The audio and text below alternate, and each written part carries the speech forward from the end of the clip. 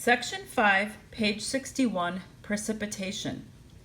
In Chile, the average rainfall is less than 1 millimeter per year, but in Hawaii, the average rainfall on Mount Wilahai is about 12 meters per year.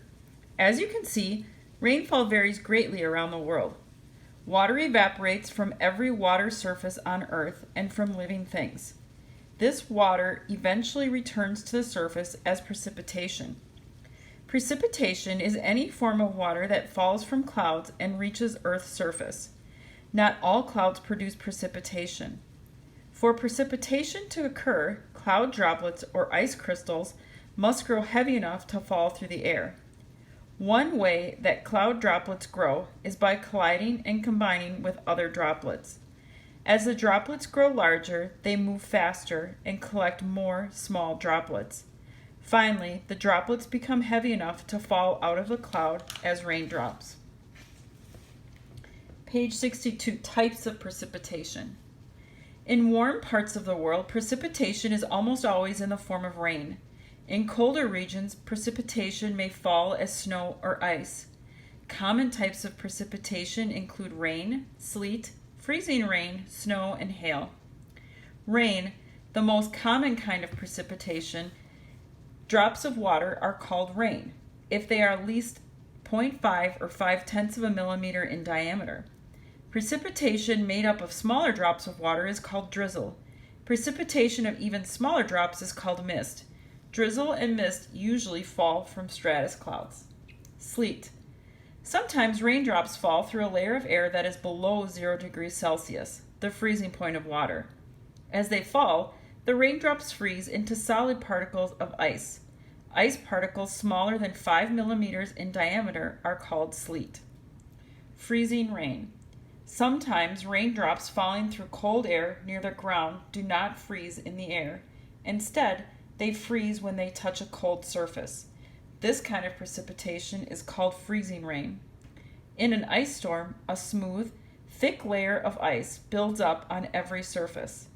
The weight of the ice may break tree branches and cause them to fall onto power lines, causing power line failures. Freezing rain and sleet can make sidewalks and roads slippery and dangerous. Snow. Often water vapor in a cloud is converted directly into ice crystals, called snowflakes. Snowflakes have an endless number of different shapes and patterns, all with 6 sides or branches. Snowflakes often join together into larger clumps of snow in which the 6-sided crystals are hard to see. Hail. Round pellets of ice larger than 5 millimeters in diameter are called hailstones. Hail forms only inside cumulonimbus clouds during thunderstorms. A hailstone starts as an ice pellet inside a cold region of a cloud. Strong updrafts carry the hailstone up through the cloud region many times. Each time the hailstone goes through the cold region, a new layer of ice forms around it. Eventually, the hailstone becomes heavy enough to fall to the ground. If you cut a hailstone in half, you often see shells of ice, like the layers of an onion, as shown in figure 22. Because hailstones can grow quite large before finally falling to the ground, hail can cause tremendous damage to crops, buildings, and vehicles. Page 64. Modifying precipitation. Sometimes a region goes through a period of weather that is much drier than usual. Long periods of unusually low precipitation are called droughts. Droughts can cause great hardship. Since the 1940s, scientists have been trying to produce rain during droughts. One method used to modify precipitation is called cloud seeding. In cloud seeding, tiny crystals of silver iodide and dry ice, solid carbon dioxide, are sprinkled into clouds from airplanes. Many clouds contain droplets of water which are supercooled below 0 degrees Celsius. The droplets don't freeze because there aren't enough solid particles around which ice crystals can form. Water vapor can condense on the particles of silver iodide, forming rain or snow. Dry ice cools the droplets even further, so they will freeze without particles being present. However, to date, cloud seeding has not been very effective in producing precipitation. Measuring precipitation. There are various ways to measure the amount of rain or snow. Scientists measure precipitation with various instruments, including rain gauges and measuring sticks. Snowfall measurement.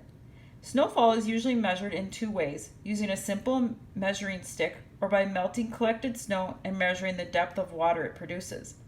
On average, 10 centimeters of snow contains about the same amount of water as 1 centimeter of rain. However, light, fluffy snow contains far less water than heavy, wet snow. Rain measurements. An open-ended can or tube that collects rainfall is called a rain gauge.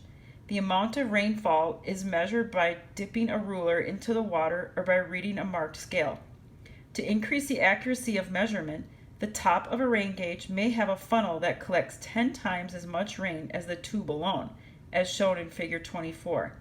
The funnel collects a greater depth of water that is easier to measure. To get the actual depth of rain, it is necessary to divide by 10. The narrow opening of the tube helps to minimize evaporation.